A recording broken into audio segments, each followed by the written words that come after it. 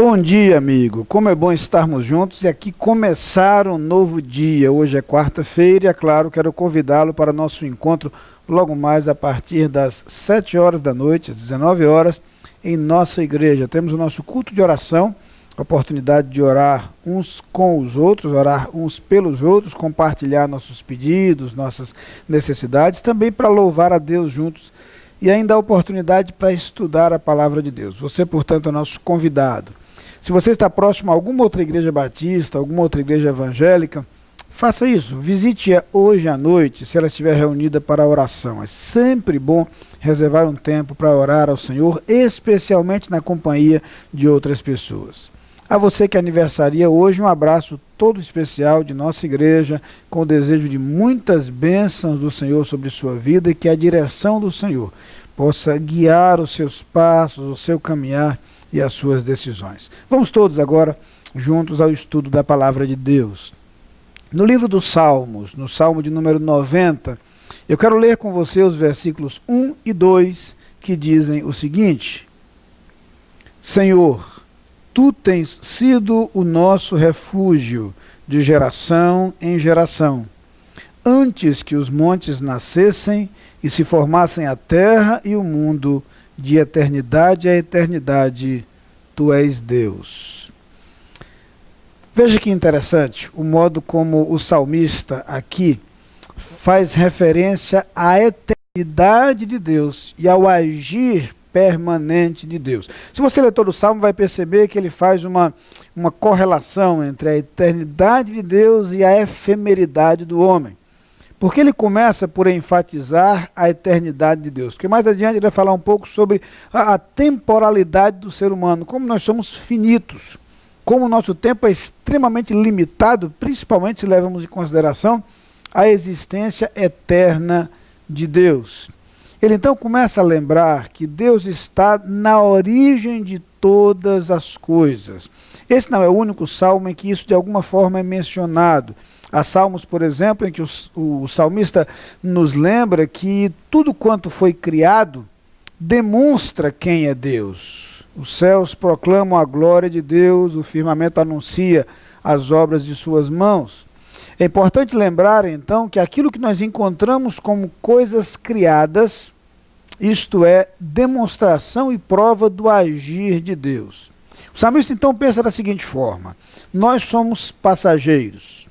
Algumas das realidades que conhecemos nos parecem duradouras demais. Por exemplo, a referência aos montes traz o conceito de algo que não muda, que permanece. Lembre-se, por exemplo, de um outro momento em que o salmista faz referência ao Monte Sião, que não se abala, mas permanece para sempre.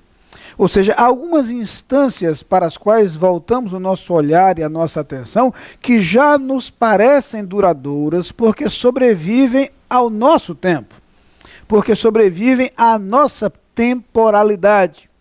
O salmista aqui quer dizer que, se nós olhamos para estas coisas, nós as temos como duradouras. No entanto, é preciso entender que antes que estas coisas aparentemente permanentes existissem, Deus sempre existiu. Por isso, a declaração de que antes que os montes nascessem, Tu és Deus, diz o salmista. A expressão de eternidade a eternidade traz pelo menos dois conceitos muito claros. Um deles é o conceito de pré-existência, a ideia de que Deus sempre existiu.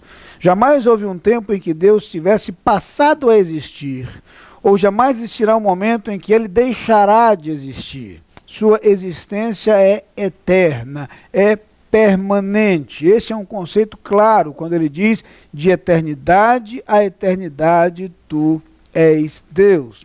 O outro conceito relacionado a este é o conceito de autoexistência. Significa dizer que Deus não deve sua existência a ninguém. Deus não deve sua existência a nenhum outro ser. Entender, portanto, que Deus é eterno, significa entender não apenas que Deus existe de eternidade a eternidade, ou seja, jamais teve início a sua existência, jamais terá fim, mas significa dizer também que Deus é autoexistente. Ele existe por si mesmo, diferente de todas as coisas criadas que devem a ele a sua existência. Deus é autoexistente.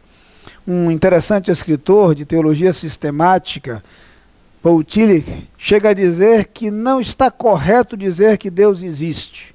E depois explica. Dizer que Deus existe parece limitar Deus à temporalidade. Muito mais adequado é dizer que Deus é. E é justamente isso que o salmista está afirmando aqui. De eternidade a eternidade, tu és Deus. O conceito é de que Deus existe em todas as gerações e em todos os tempos. Ainda as coisas que nos parecem duradouras devem sua existência a Deus. Houve um tempo em que não existiam e foram por ele criadas. Haverá um tempo em que deixarão de existir enquanto ele permanecerá. O outro conceito é o conceito de que Deus não deve sua existência a nenhum outro ser, porque ele é.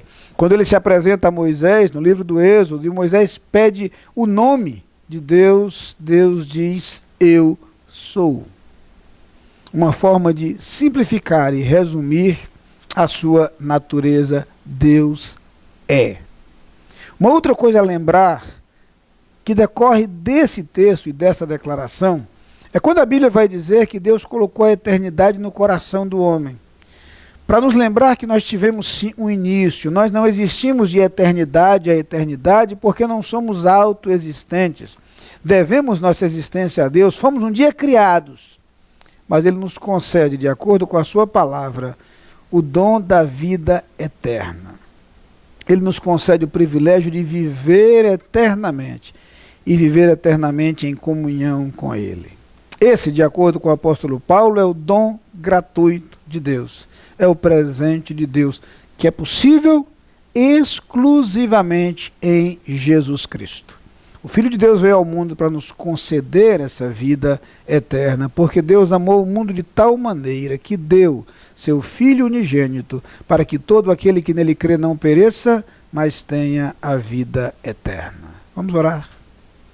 Pai querido, muito obrigado, porque podemos conhecer um pouco de quem Tu és, através da Tua palavra. Muito obrigado pelo privilégio de caminhar contigo ao longo de nossa vida.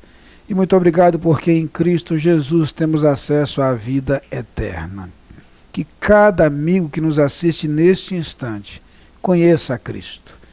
E com ele tenha esta certeza a encher o seu coração. É a oração que fazemos nesse instante no nome de Jesus. Amém.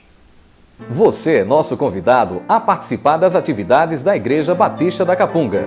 No domingo, Escola Bíblica Dominical, às 9 e 18 horas. Culto, às 10 e 19 horas. Transmitidos ao vivo pela internet e pela Rádio Evangélica 100.7. Culto infantil e atividades para crianças de todas as idades. Todas as programações com interpretação para surdos. Igreja Batista da Capunga, Rua João Fernandes Vieira, 769, Parque Amorim, ao lado do Colégio Americano Batista. Fone 3092-6578. Visite o nosso site www.capunga.org.br.